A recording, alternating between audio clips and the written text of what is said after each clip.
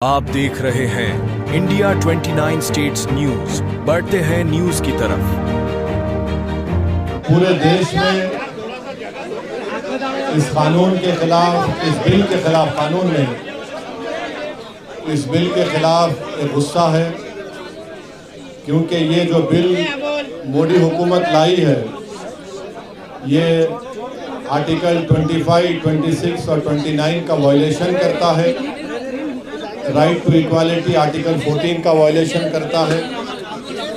और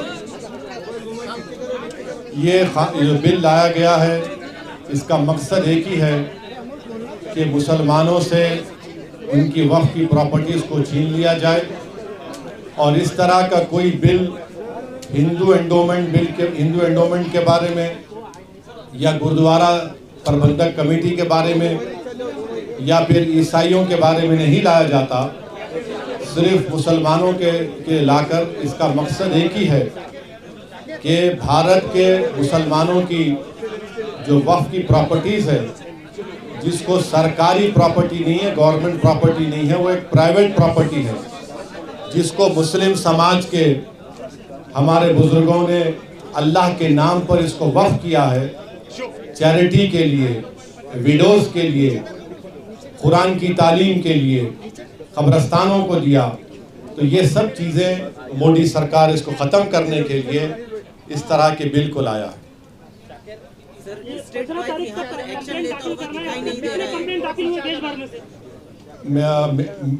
media reports ही आ रही है कि एक मीडिया रिपोर्ट है कि 4 लाख, कोई कह रहा है 8 लाख।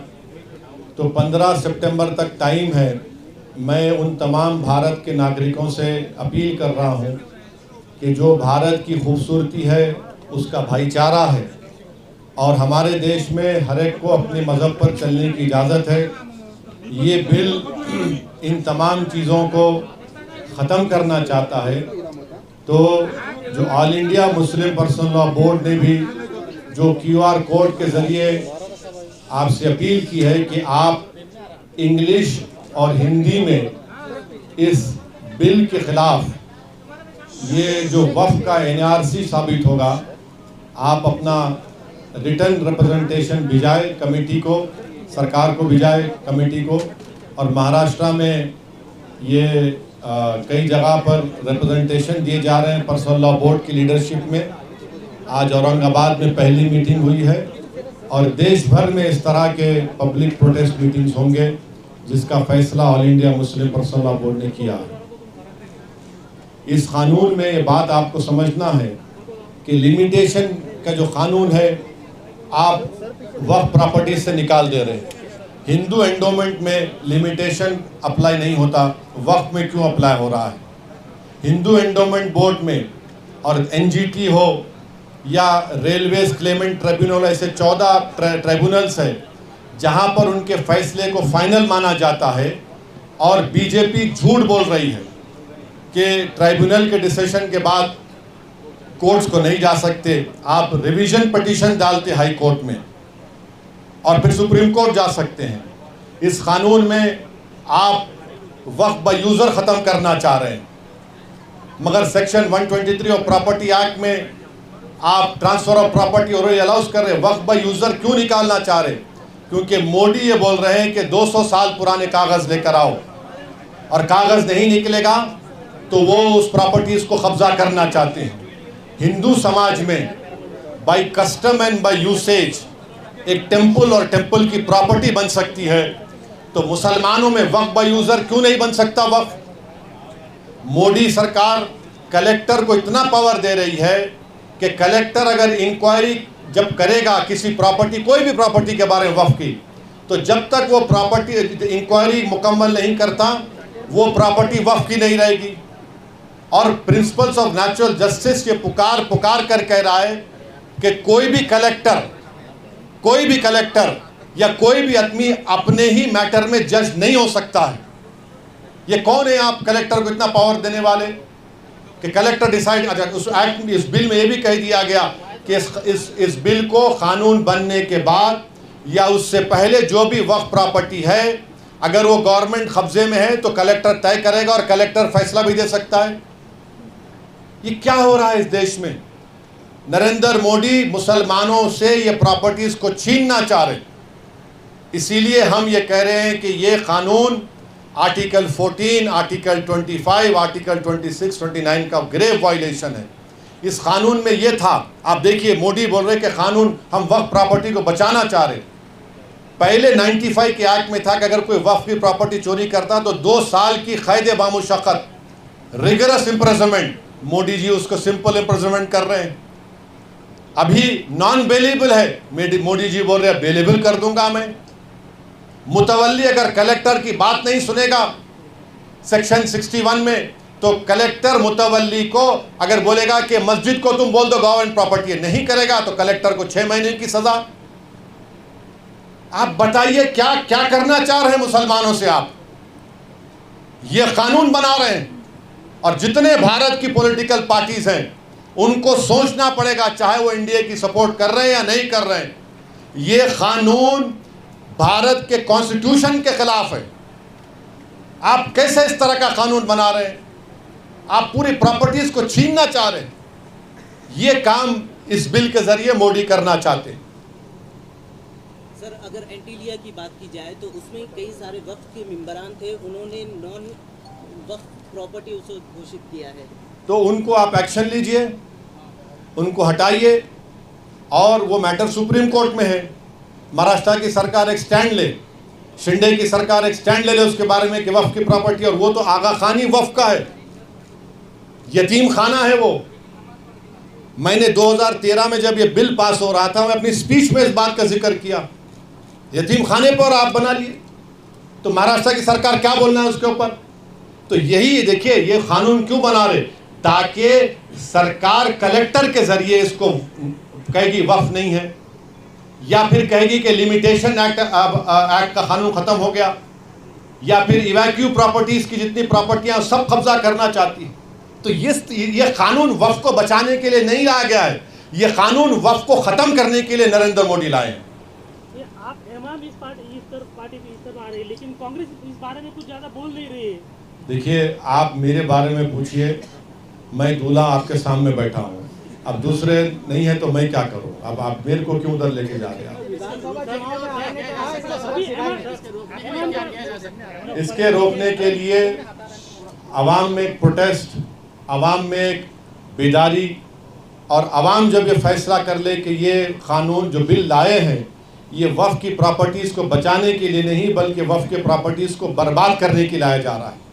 ये आप बताइए, कोई किसी कानून में कोई कहता है हिंदू धर्म में या सिख धर्म में या जैन धर्म में कि उसको 5 साल हिंदू, सिख और जैन होना पड़ेगा तभी वो दान दे सकता है?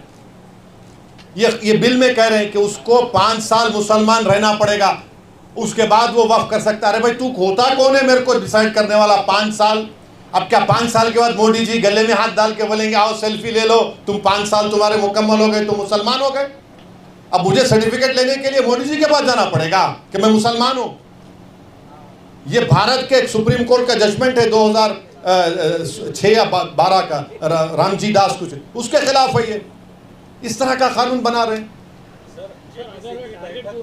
आप जेपीसी में है सर, जेपीसी की बैठक किस मोड़ पर जारी है?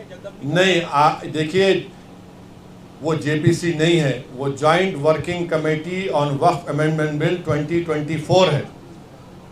जेपीसी को इन्वेस्टिगेटिव पावर्स हो सकते आउटसाइड द बिल ऑल्सो।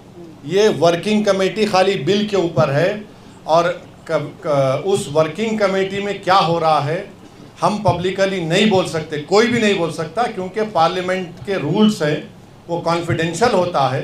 जब भी जो होगा रिपोर्ट होगा, नहीं होगा, जब उस पर बात हो सकती है, अभी नहीं हो सकता। हाँ, कहाँ पे? अरे भाई, अभी देखिए अंदर कमेटी में क्या हो रहा वो नहीं बोल सकते हम। सर, एक तरफ वक्फ का मसला है, दूसरी तरफ रामगिरी महाराज का स्टेटमेंट आपने सुना होगा, नीलेश राणे का मस्जिद में जाके।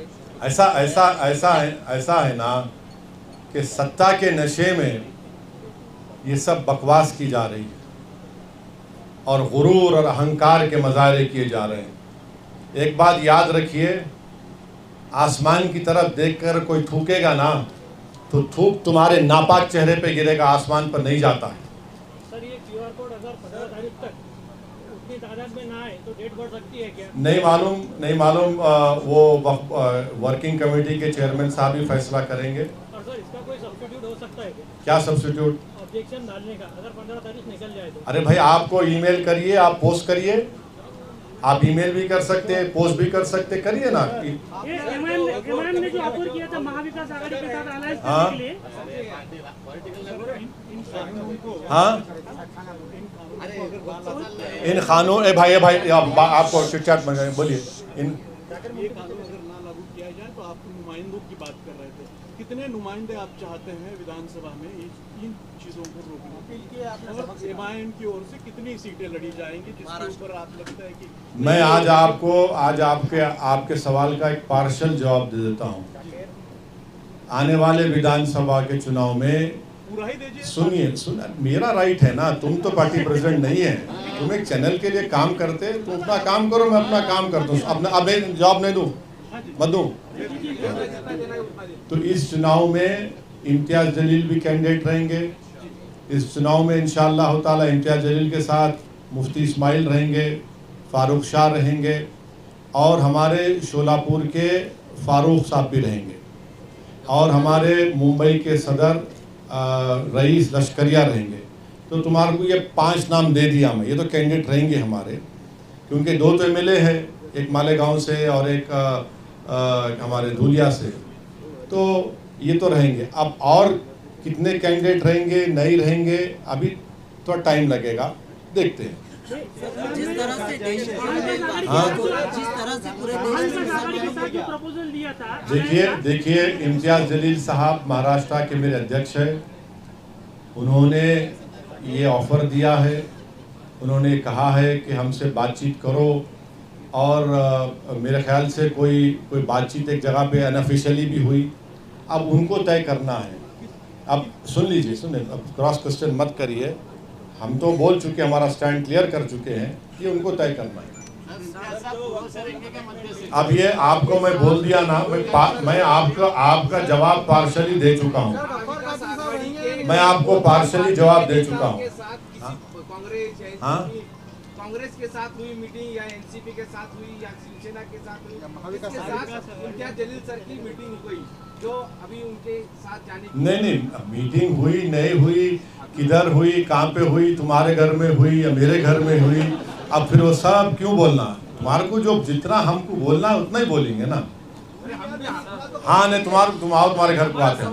हाँ हो गया, चलो अब दूसरा बात करो, दूसरा सवाल करो, हो गया, बस जवाब दे दिया आपको। और बोलिए सर, जिस तरह से पूरे मुल्क में मुसलमानों को टारगेट किया जा रहा है, एक तरह से मुसलमान खुद को असुरक्षित समझता है, तो क्या मोदी हुकूमत सबका साथ सबका विकास यही दिखाई दे रहा है? वो सबका साथ सबका विकास सबका विश्वास एक धोखा है, सब फ्रॉड है, वो कुछ नहीं है। सब आप देखिए बुलडोजर से घरों को तोड़ दे रहे हैं। जहाँ पर उत्तर प्रदेश में, महाराष्ट्र में, मध्य प्रदेश में हाजी रिजवान, हाजी शहजाद घर को तोड़ दिए। वही एक सुभान खान हरियाणा का, खम्मम तेलंगाना में है, मेवाती मुसलमान है, लेबरर है, 70% हैंडीकैप है। सुभान खान बुलडोजर चला के ये अपने JVC को चलाकर 9 लोगों की जान बचा कर लाया। ये मोदी के बुलडोजर में और सुभान खान के बुलडोजर में फर्क है। हम जान बचाने के लिए इस्तेमाल करते, वो जानों को बर्बाद करने के लिए इस्तेमाल करते। जिस तरह सुप्रीम कोर्ट हाँ देखिए मीडिया में सुनिए सुन तो लीजिए, आप बोल दिए ना। मीडिया में ये रिपोर्ट हुआ था कि जनाब अजीत पवार ने कहा कि हम महाराष्ट्र के विकास के लिए सपोर्ट किए, सेकुलरिज्म पे हम कॉम्प्रोमाइज़ नहीं किए। हम उनको सवाल कर रहे हैं, अगर आप नहीं किए तो फिर इस बिल की मुखालिफत करिए ना आप। हम जनाब अजीत पवार से बोलना चाह रहे हैं, आप इसकी मुखालिफत करो, इसका अपोज करो। और हम इन एकनाथ शिंदे को बोलना चाह रहे, छत्रपति शिवाजी महाराज को आप इतना बोलते हैं, इतना मानते हैं, तो रत्नागिरी की वो मस्जिद, जो दरगाह जहाँ पर 652 एकड़ ज़मीन छत्रपति शिवाजी महाराज ने दी, 250 साल का रिकॉर्ड है, वफ छत्रपति शिवाजी ने किया, तुमको उसका भी ख्याल नहीं है। सर जम्मू कश्मीर में आप चुनाव लड़ेंगे? नहीं लड़ेंगे। चलिए, हो गया। Thank you sir much. India 29 States News. Please support my channel, like, share and subscribe my channel.